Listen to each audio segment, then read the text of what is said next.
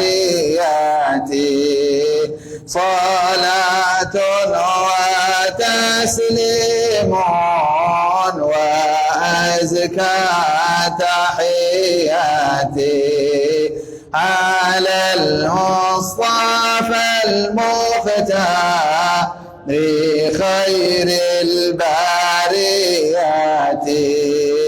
إله الورى سهل على كل من قرأ تصانيف حداد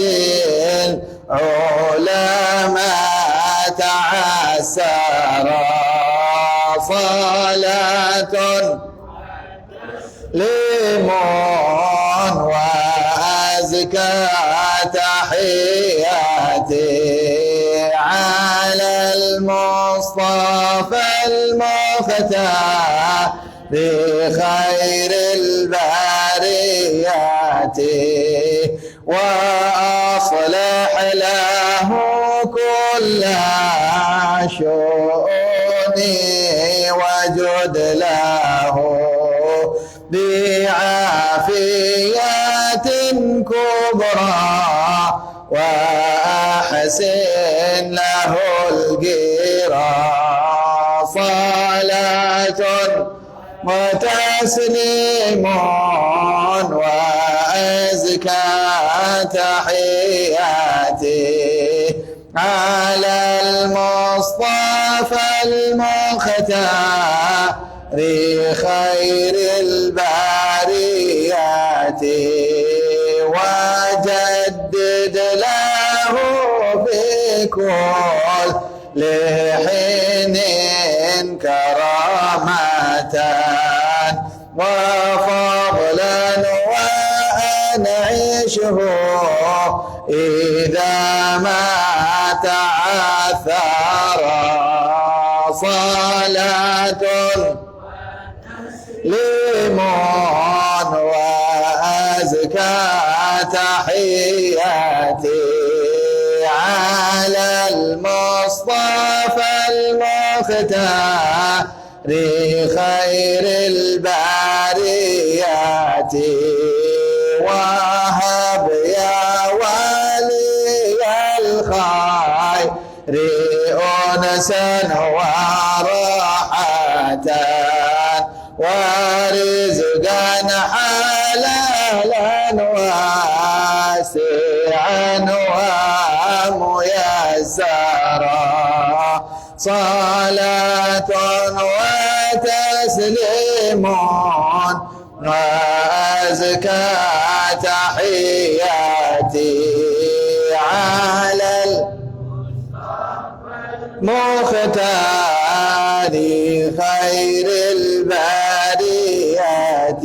السلام عليكم ورحمة الله وبركاته. الحمد لله رب العالمين وبه نستعين على أمور الدنيا والدين والصلاة والسلام على أشرف الأنبياء والمرسلين سيدنا ومولانا محمد وعلى آله وصحبه أجمعين. سبحانك لا علم لنا إلا ما علمتنا إنك أنت العليم الحكيم. رب اشرح لي صدري ويسر لي أمري واحلل عقدة من لساني يفقه قولي وسدد لساني واهد قلبي بجاه النبي والصحب والآل. نوينا التعلم والتعليم والإفادة والاستفادة والتذكر والتذكير والنفع والانتفاع والحث على التمسك بكتاب الله وسنة رسوله والدعاء إلى الهدى والدلال على الخير ابتغاء وجه الله ومرضاته وقربه وثوابه سبحانه وتعالى. اللهم يا من مقاليد الأمور كلها بيده وإليه يرجع الأمر كله. يا فتاح يا عليم افتح علينا فتحا قريبا. يا فتاح يا عليم يا فتاح يا عليم. اللهم ألهمنا علما نفقه به أوامرك ونواهيك وارزقنا فهما نعلم به كيف نناجيك وارزقنا فهم النبيين وحفظ المرسلين وإلهام الملائكة المقربين.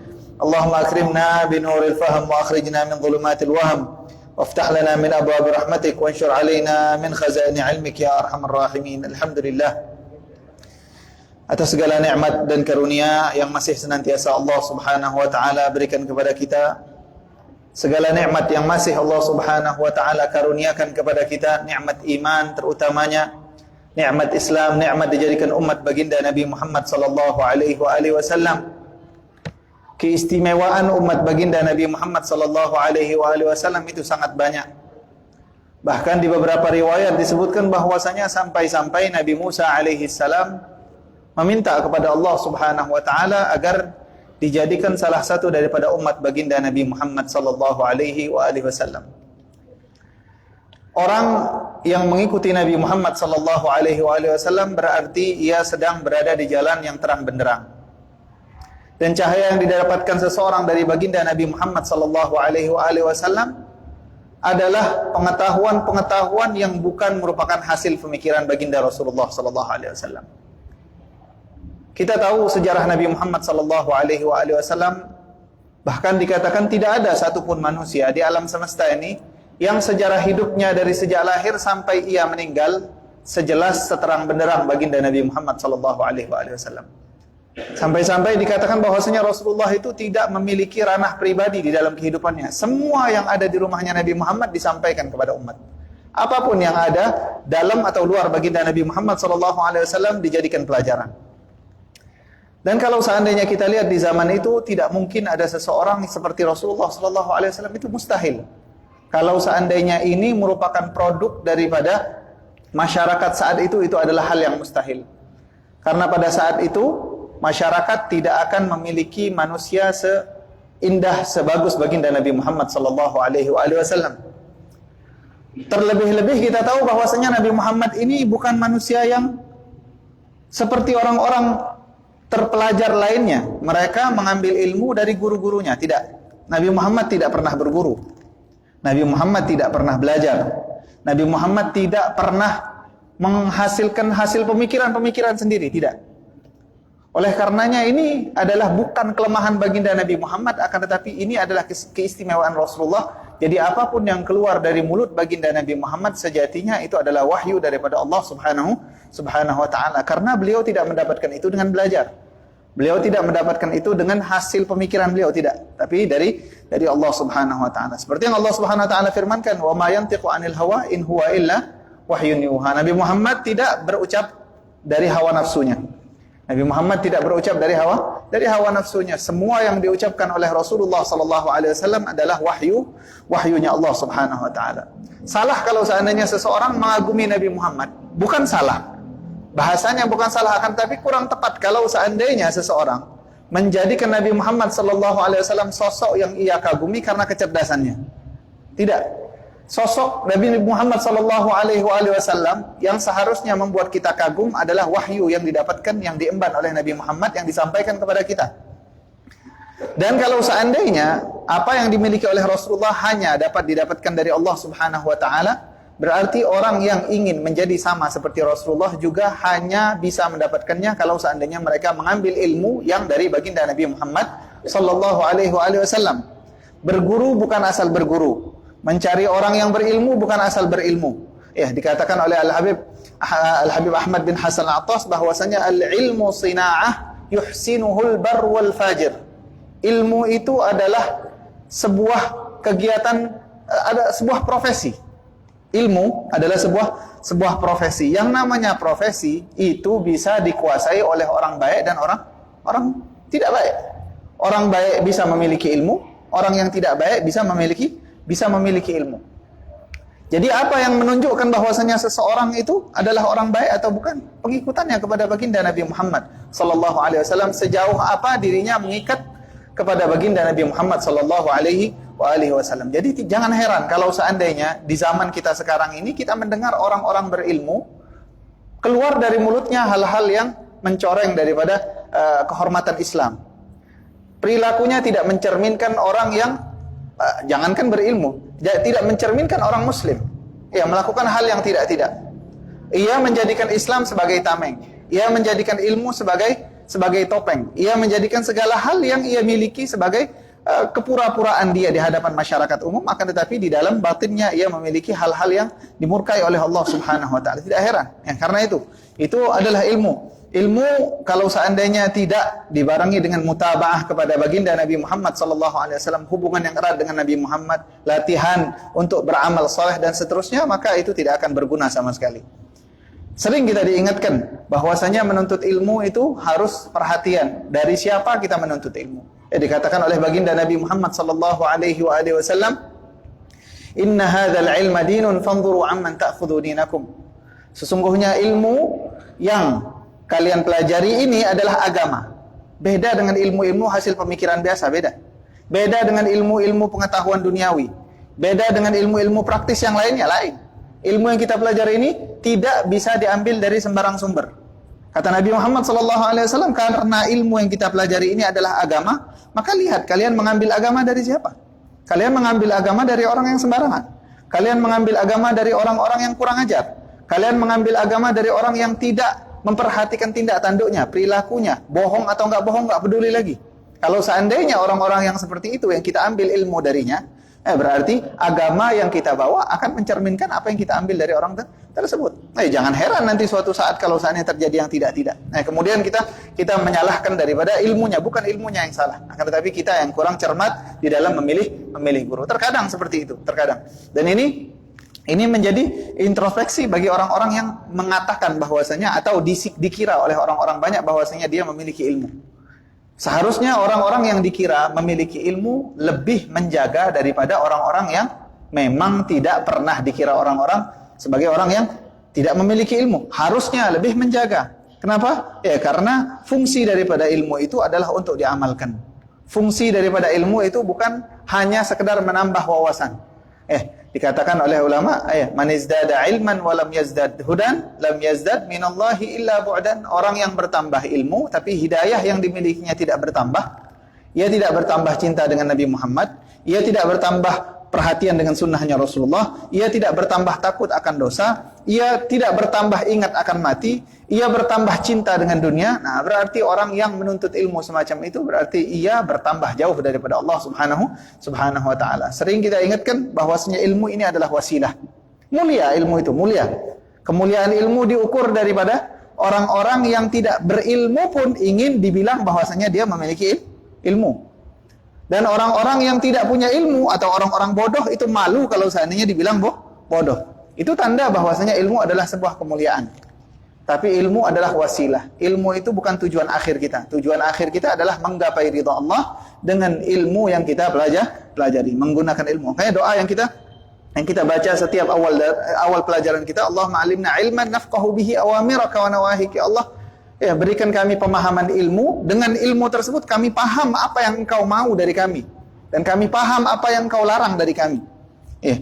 Itu adalah doa daripada Al-Imam Al-Qalyubi rahimahullahu ta'ala. Imam besar beliau doanya seperti itu. Imam besar. Di dalam kitab fikih beliau menuliskan catatan kaki atau ta'liq atas kitab Minhajut Talibin.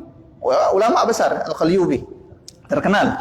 Kalau seandainya asatidzah kita mungkin rak kitabnya itu tidak lepas dari kitab Nawadir mungkin. Kitab Nawadir itu adalah salah satu kitab karangan daripada Al-Imam Al-Qalyubi. Dengan keluasan ilmunya beliau tetap meminta kepada Allah, ya Allah, berikanlah kami, ajarkan kami ilmu yang mana dengan ilmu tersebut kami tahu apa yang engkau perintahkan. Kami tahu apa yang engkau larang. Untuk kami laksanakan perintah-perintahmu dan kami hindari larangan-laranganmu. Jadi kita ini hidup di masa yang luar biasa, masa yang bukan masanya yang kita salahkan. Dikatakan oleh ulama, na'ibu zamanana wal 'aibu fina, wa ma li zamanina 'aibun siwana. Kata Imam Syafi'i. Kita sering menyalahkan zaman, padahal aib daripada zaman tersebut adalah penghuninya. Kita itu sendiri sebetulnya yang merupakan aib bagi zaman yang kita wal 'aibu fina, wa ma li zamanina 'aibun siwana. Zaman itu tidak memiliki aib selain kita sendiri. Akan tetapi memang seperti itu takdir Allah Subhanahu wa taala. Semakin akhir semakin jauh kita dari Nabi Muhammad, semakin akhir semakin ilmu diremehkan. Semakin akhir semakin ilmu tidak dianggap penting. Ini yang menunjukkan bahwasanya ilmu tidak kita anggap penting apa itu? Bahwa siapapun berani berbicara atas nama ilmu. Siapapun berani berbicara atas nama ilmu. Yang tidak belajar betul-betul mereka berani memvonis bahwasanya ini salah atau benar. Yang tidak belajar betul-betul mereka justru mereka lebih lantang menyuarakan bahwasanya ini salah atau tidak salah. Nah, justru seharusnya orang itu semakin tidak memiliki pengetahuan, semakin dia diam. Dan semakin memiliki pengetahuan, semakin dia berani, bukan semakin berani, semakin dia terdorong untuk menjelaskan yang mana yang benar, yang mana yang salah. Mudah-mudahan ilmu yang kita pelajari ini adalah ilmu yang bermanfaat. Ilmu yang menghantarkan kepada kita, kepada jalannya Allah Subhanahu wa Ta'ala, mendekatkan diri kepada Allah, mendekatkan diri kepada Nabi Muhammad SAW, memperbaiki pribadi kita sehingga kita diberikan taufik dan hidayah oleh Allah Subhanahu wa Ta'ala dan dimatikan dalam keadaan husnul khatimah. Amin ya rabbal alamin. Kita seperti biasa kita akan lanjutkan kajian kitab Risalatul Muawanah karangan Al-Habib Abdullah bin Alawi Al-Haddad rahimahullahu taala wa nafa'na bihi bi'ulumi fid dharain amin. Setelah beliau menjelaskan bahwasanya kita sebagai umat Islam harus memiliki wirid daripada zikir kepada Allah Subhanahu wa taala, terlebih-lebih zikir yang dibaca setelah salat. Ini sering sekali kita ingatkan bahwasanya kesempatan yang sangat besar adalah untuk menggapai pahala-pahalanya Allah Subhanahu wa taala dengan amalan-amalan yang kecil. Amalan-amalan yang kecil tersebut adalah duduk 5 menit setelah kita sholat untuk membaca zikir-zikir yang diriwayatkan dari baginda Nabi Muhammad SAW. Di pelajaran-pelajaran sebelumnya sudah kita jelaskan fadilah membaca la ilaha illallah wahdahu la syarikalah 10 kali setelah sholat maghrib dan subuh, bahwasanya akan meleburkan dosa sebanyak-banyaknya, memberikan kepada kita pahala, menghapuskan dosa segala macamnya. Ya, kemudian Allahumma ajirna minan nar 7 kali setelah maghrib dan subuh. Itu juga dibaca dan dikatakan bahwasanya kalau seandainya meninggal di malam tersebut, orang meninggal setelah maghrib ia baca, meninggal di malam hari masuk surga pasti. Atau kalau seandainya ia baca di subuh hari setelah sholat subuh kemudian meninggal di siang harinya, dia masuk surga pasti. Kemudian membaca daripada ayat kursi setelah sholat, dikatakan tidak ada yang menghalanginya daripada surga kecuali kematian. Oh, itu fadilahnya luar biasa hebat semua. Kalau seandainya fadilah-fadilah yang besar tersebut kita dengarkan dan tidak tergerak kita untuk mengamalkannya, berarti bisa jadi ini kita suudzon kepada diri kita sendiri. Suudzon kepada diri kita sendiri, bukan untuk suudzon kepada orang lain. Belajar bukan untuk orang lain, kita belajar untuk diri sendiri. Kita suudzonkan kepada diri kita bahwasanya bisa jadi kita ini adalah orang yang tidak peduli dengan agama. Bisa jadi kita seolah-olah kita itu peduli dengan agama, tapi sebetulnya kita tidak peduli dengan agama. Bahkan kata ulama, kalau seandainya kita buru-buru, maka gantikan subhanallah 33 kali yang kita baca itu, subhanallah, alhamdulillah, Allahu akbar, dengan 10 kali. 10 kali cukup. Subhanallah 10 kali, alhamdulillah 10 kali, Allahu akbar 10 kali. Karena itu juga diriwayatkan oleh baginda Nabi Muhammad sallallahu alaihi wasallam. Tapi jangan sampai tidak. Jangan sampai tidak, karena betul-betul sayang. Betul-betul sayang sekali kalau seandainya kesempatan besar, fadilah yang besar kita tinggalkan hanya karena kita malas. Hanya karena kita malas. Ya, dan di fasal ini Al-Imam Al-Haddad ingin menjelaskan masalah tafakkur. Kata beliau radhiyallahu taala anhu ardhahu nafa'ana bih faslun wa yanbaghi an yakuna laka wirdun min at-tafakkuri fi kulli yawmin wa lailah.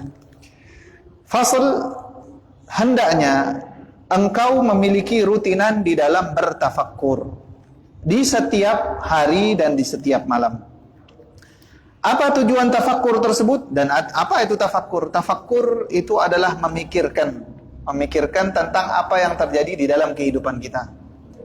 Entah di dalam kehidupan kita berkenaan dengan kehidupan duniawi, tentang keluarga kita, tentang pekerjaan kita, tentang kegiatan kita dan apapun itu.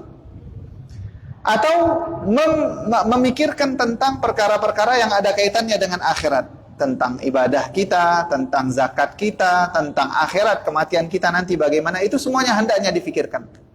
Tapi berfikir itu sendiri adalah memikirkan apakah ini adalah hal yang baik ataukah ini adalah hal yang buruk. Kemudian memikirkan apakah ini akan berakhir mendatangkan rahmat Allah Subhanahu wa taala ataukah justru akan mendatangkan murkanya Allah Subhanahu wa taala. Apakah yang kita lakukan ini sudah sesuai dengan ajaran baginda Nabi Muhammad atau tidak? Imam Haddad radhiyallahu taala anhu ketika dibacakan di hadapannya kitab ini, beliau mengomentari pada saat bilang tafakkur, apa yang dimaksud dengan tafakkur? Dia bertafakkur sekarang ini, kita sekarang duduk bersamanya. Kita ini sebetulnya sedang melakukan ketaatan kepada Allah atau tidak sedang melakukan ketaatan kepada Allah? Kita sedang belajar. Zahirnya memang amalan menghadiri daripada majelis ilmu itu adalah taat kepada Allah Subhanahu wa taala.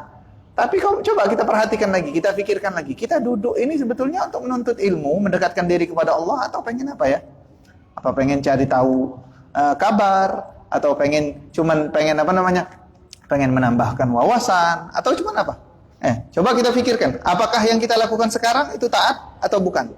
Kalau seandainya yang kita lakukan adalah ketaatan, cara melakukan yang benar ataukah yang benar, apakah sudah kita laksanakan atau belum? Ini kita duduk untuk menuntut ilmu, untuk menggali ilmunya baginda Nabi Muhammad SAW. Cara yang kita lakukan sudah benar atau belum? Dikatakan bahwasanya orang-orang yang menuntut ilmu itu orang yang mengambil ilmunya baginda Nabi Muhammad SAW seharusnya antusiasnya sama seperti orang yang mencari uang. Antusiasnya kita itu seharusnya sama seperti ketika kita mencari uang. Gimana pada saat kita mencari uang? Pelanggan itu dilayani dengan sebaik-baiknya. Ya, ilmu yang kita dapatkan itu sama seperti uang yang kita hasilkan dari usaha kita. Nah, kira-kira apakah kita perhatian ataukah tidak kita perhatian? Apakah kita catat atau tidak kita catat? Kalau seandainya kita bisa mengingat pelajaran dari awal sampai akhir, misal, kita mampu mengingat dari, itu luar biasa hebat. Akan tetapi, apakah kita memiliki kemampuan seperti itu atau tidak? Kalau seandainya kita tidak memiliki kemampuan seperti itu, kemudian apa yang kita dengarkan lewat begitu saja, tanpa ada yang nempel di dalam hati kita, di dalam benak kita, dan tidak kita bawa ke rumah, tidak heran kita sudah bertahun-tahun hadir majelis ilmu, akan tetapi tidak terjadi perubahan apa-apa di dalam kehidupan kita. Tidak terjadi perubahan apa-apa di rumah kita.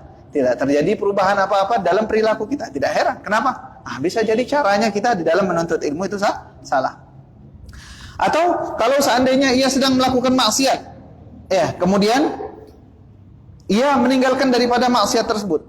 Bagaimana caranya ia meninggalkan maksiat? Dia ini sekarang sedang terjerumus dalam maksiat, entah itu di dalam riba, atau entah dia sedang terjerumus di dalam makan makanan yang haram, atau pekerjaan yang dia lakukan sekarang ini adalah pekerjaan yang halalnya itu belum terjamin, atau perkara-perkara yang berkenaan dengan maisyahnya dia tersebut belum ia pelajari. Kemudian dia pikirkan bagaimana ya cara meninggalkannya. Kalau dipikir, semuanya difikirkan.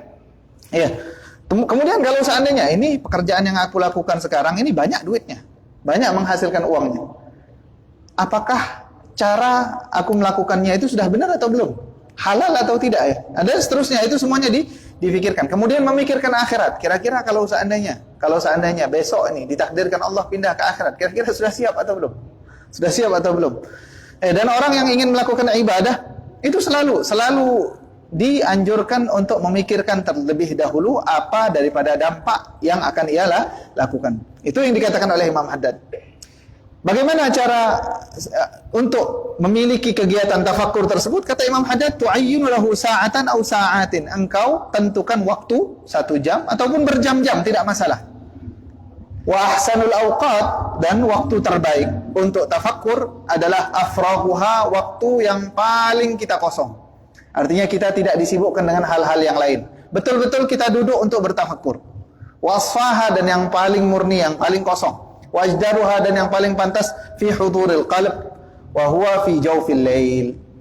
Yaitu di tengah malam. Pada saat kita pertama kali sholat, misalnya kita bangun malam, misalnya sebelum subuh bangun malam, kemudian kita sholat 2 rakaat. Setelah sholat 2 rakaat kita nggak baca zikir, nggak baca apa misalnya. Kita duduk mikir apa yang mau kita lakukan hari ini. Apa yang akan kita perbaiki hari ini? Apa kejelekan yang bisa kita tinggalkan hari ini? Apa persiapan kita menuju akhirat yang akan kita usahakan hari ini? Apa amalan baik yang bisa kita usahakan? Itu semuanya difikirkan. Apa pelajaran baru yang ingin kita pelajari hari ini? Semuanya difikirkan. Kata orang-orang sekarang ini, psikolog sekarang ini bilang, cara agar supaya kita bisa berpikir itu satu. Berpikir itu adalah cara kita untuk mengeluarkan pemikiran-pemikiran, dan itu kalau seandainya dilakukan dalam keadaan orang hatinya lagi sibuk, maka tidak akan terhasilkan apa-apa. Jadi caranya adalah mengosongkan diri dari semua kegiatan. Kita duduk betul-betul ingin memikir. Nanti masalah itu datang sendiri. Orang itu kalau seandainya terbiasa untuk menyendiri, mengosongkan waktu untuk diam, maka yang akan bekerja adalah otaknya. Bukan diamnya itu karena lagi nonton, bukan. Orang yang diam lagi nonton, diam lagi mendengarkan, diam lagi melakukan kegiatan-kegiatan yang lainnya, maka otaknya sedang sibuk dengan kegiatan tersebut. Tapi kalau seandainya betul-betul dia sengaja mendiamkan dirinya, tidak berbicara, tidak melakukan kegiatan apa-apa, diam dia, maka permasalahan-permasalahan akan muncul. Setelah permasalahan-permasalahan tersebut muncul, barulah kita bisa mencari solusi. Entah itu solusi dunia ataupun solusi akhirat. Wa'lam, kata beliau, anna salahad dunya wad din mauqufun ala sihhatit tafakkur. Entah baiknya kehidupan dunia ataupun baiknya kehidupan akhirat, itu bergantung kepada benar atau tidaknya kita tafakkur. Wa man u'tiya hadzuhu minhu, orang yang mendapatkan bagian yang banyak daripada tafakkur, akhadha bihadzin wafirin min kulli khair, berarti dia mendapatkan bagian yang banyak daripada segala macam kebaikan. Nah, coba ini adalah resepnya Imam Haddad agar supaya kita menemukan daripada solusi-solusi yang kita gitu. Kalau seandainya buntu, nanya ke orang lain, betul. Ya, kalau seandainya buntu nggak bisa terhasilkan, tapi manusia itu semakin dia bergantung pada orang lain, semakin dia tidak terlatih untuk mengatasi masalahnya sendiri. Ingat, semakin dia bergantung kepada orang lain, semakin tidak terlatih dia untuk mengatasi masalahnya sendiri. Faqad warad, telah diriwayatkan, tafakkuru sa'ah khairun min ibadati sanah. Tafakkur, berfikir 1 jam lebih baik daripada beribadah selama satu tahun. Ya, beribadah 1 tahun itu kalah daripada tafakkur hanya sejenak. Qala Ali karramallahu wajhah, berkata Sayyidina Ali karramallahu wajhah, la ibadata kat tafakkur, tidak ada ibadah yang setara dengan tafakkur. Wa qala ba'dul arifin rahimahumullah, sebagian ulama berkata, al fikratu sirajul qalb, berfikir atau fikiran itu adalah cahayanya hati. Fa idza dhahabat, kalau orang tidak pernah berfikir sama sekali, fala idha'ata lahu, berarti ia tidak memiliki cahaya yang menuntunnya lagi. Bahkan Ibn Khaldun ulama terkenal Ibn Khaldun bilang, terkadang kita itu adalah orang yang sehari-harinya itu penuh dengan kegiatan. Seperti sekarang, di Palembang setiap malam itu ada maulid arba'in. Kita ikut, hadir, majelis baik. Di siang harinya ada maulid. Belum lagi maulid dari satu daerah. Apakah itu hanya tradisi yang kita laksanakan ikut-ikutan? Ataukah kita pernah berpikir? Kalau seandainya kebiasaan orang dulu masih hidup di sekarang, dan kebiasaan tersebut adalah kebiasaan baik, kata Ibn Khaldun, kalau seandainya ada kebiasaan yang masih kita rasakan pada saat ini, kemudian tidak berubah sama sekali dari yang dulu, itu bukan tandanya orang dulu hidup di zaman sekarang, tapi orang sekarang bisa jadi sudah mati hatinya karena tidak pernah memikirkan kebiasaan-kebiasaan yang selama ini mereka lakukan. Kalau kebiasaan tersebut tidak berkembang sama sekali, artinya yang didapatkan itu aja. Selama 2 bulan kita hadir majelis, akan tetapi kecintaan kita kepada Nabi Muhammad masih gitu-gitu aja. Pengorbanan kita untuk Rasulullah masih begitu-gitu aja. Anak kita nggak lebih kenal dengan Rasulullah sallallahu alaihi wasallam. Orang di rumah kita biasa yang kita dapatkan cuma makan. Yang kita dapatkan cuma makan di setiap majelisnya. Ini adalah hal-hal yang perlu kita tafakkuri. Bahkan kalau seandainya di dalam bisnis itu harus ada masa-masa di mana kita memikirkan keuntungan, kita memikirkan kerugian, kita memikirkan strategi bagaimana ke depannya.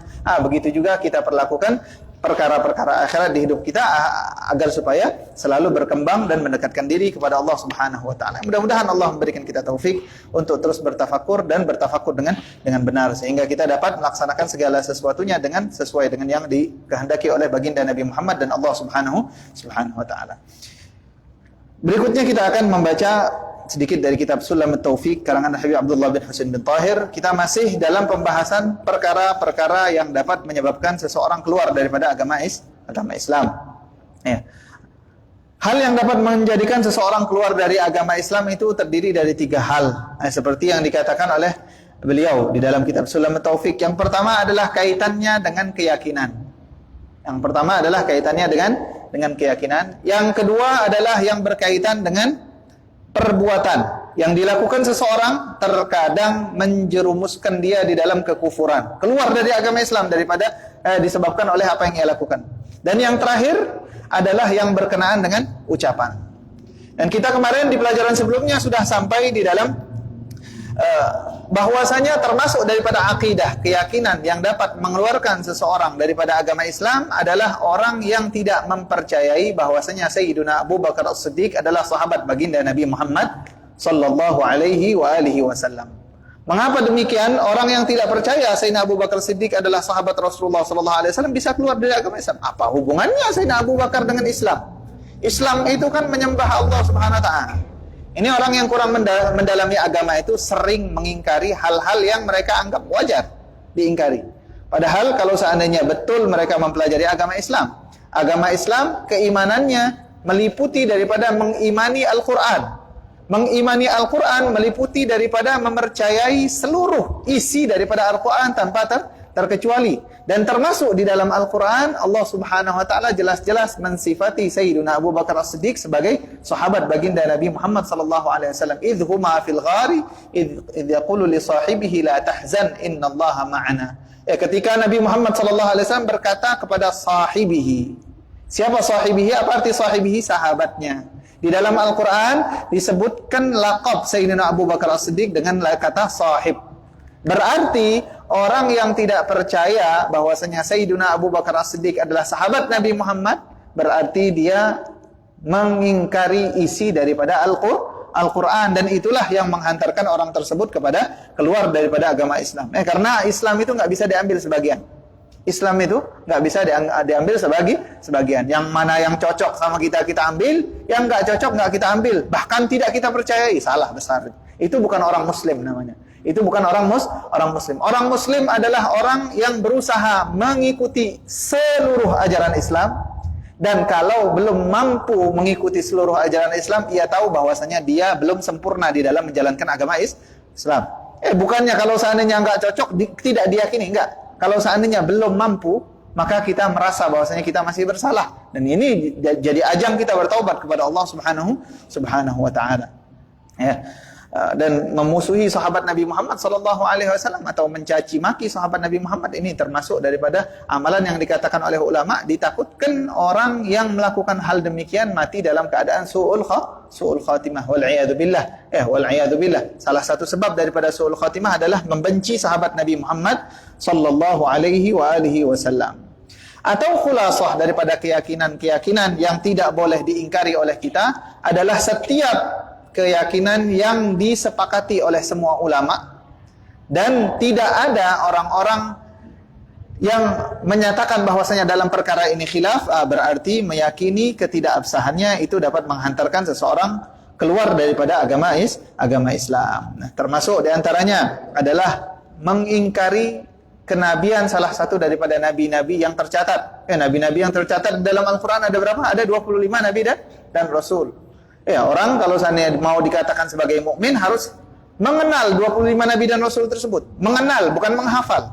Tidak diwajibkan menghafal. Yang diwajibkan adalah mengenal. Maksudnya mengenal apa? Jika disebutkan nama salah satu daripada 25 nabi tersebut, dia tahu, oh ini nabi, oh ini nabi, ini bukan nabi. Dia tahu. Kalau seandainya sampai ada satu nabi saja disebutkan, kemudian dia bilang, oh itu bukan nabi itu.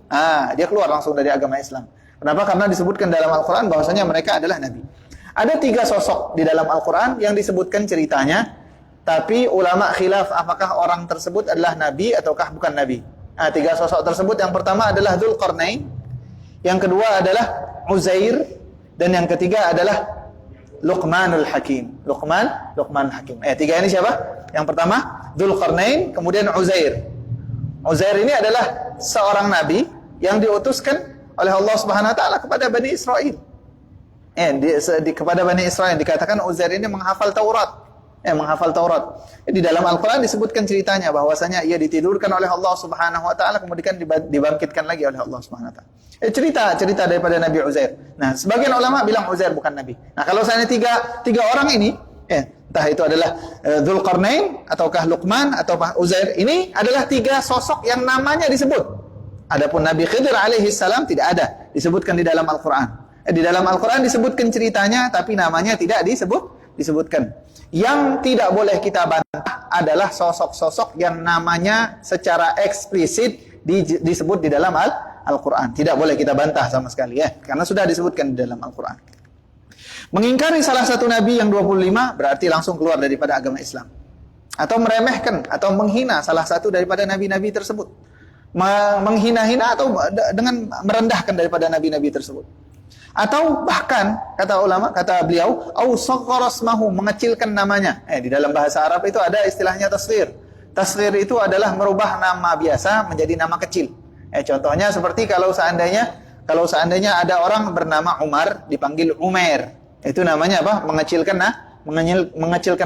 Mengecilkan nama di dalam bahasa Arab itu terkadang dengan maksud ingin menunjukkan kasih sayang, terkadang dengan maksud ingin merendahkan orang lain. Kalau ada nama Nabi daripada Nabi yang 25 tersebut dikecilkan sama dia dengan maksud merendahkan, maka berarti orang tersebut sudah keluar daripada agama Islam. Tapi harus dipastikan dulu bahwasanya maksud dia mengecilkan nama tersebut adalah untuk meremehkan atau mengecilkan Nabi tersebut. Au jawwaza nubuwata ahadin ba'da nabiyina Muhammad sallallahu alaihi wasallam, atau orang yang bilang bisa jadi ada nabi setelah Nabi Muhammad sallallahu alaihi wasallam. Orang tersebut keluar langsung daripada agama Islam. Tidak ada lagi nabi setelah baginda Rasulullah sallallahu alaihi wasallam bil ijma'. Secara kesepakatan ulama semuanya, bahkan sahabat dan Nabi Muhammad sallallahu alaihi wasallam mengatakan bahwasanya la nabiyya ba'di, tidak ada nabi setelah Rasulullah sallallahu alaihi wasallam. Jadi yang namanya wahyu tidak turun lagi setelah meninggalnya baginda Nabi Muhammad sallallahu alaihi wasallam. Hati-hati nih, hati-hati untuk kita-kita ini yang sering ngomong, "Oh, dapat wahyu kamu." Semalam saya dapat wahyu. Itu walaupun dia terkadang dia cuman sekedar sekedar bercanda. Misalnya dia sekedar bercanda, akan tetapi ini adalah bercanda yang menjadikan kita berada di ujung jurang. Artinya kalau seandainya salah saja sedikit kita keluar dari. Ingat, yang kita takuti daripada keluar dari agama Islam itu apa? Habitat a'maluhu. Apa habitat a'maluhu? Amalan-amalannya semuanya langsung hangus. Amalan baik kita dari sejak kita balik sampai saat kita mengucapkan atau melakukan kesalahan tersebut itu hangus. Hangus wal'iyadzubillah. Artinya kalau seandainya dibuka catatan amalan kita, maka amalan-amalan baik semuanya hangus, tidak tercatatkan, tidak dianggap sah oleh Allah Subhanahu wa taala. Itu adalah madarat yang akan didapatkan seseorang kalau sampai terjerumus kepada lembah riddah, keluar daripada agama Islam wal'iyadzubillah. Wal qismu tsani, bagian yang kedua daripada hal yang menjadikan seseorang itu murtad, al-af'al, perbuatan-perbuatan atau tingkah laku yang dilakukan seseorang. Contohnya, kasujudin li sonam, seperti orang yang sujud di hadapan berhala atau patung. Ada patung di depannya, kemudian dia sujud. Atau ada batu, kemudian dia sujud terhadap batu tersebut.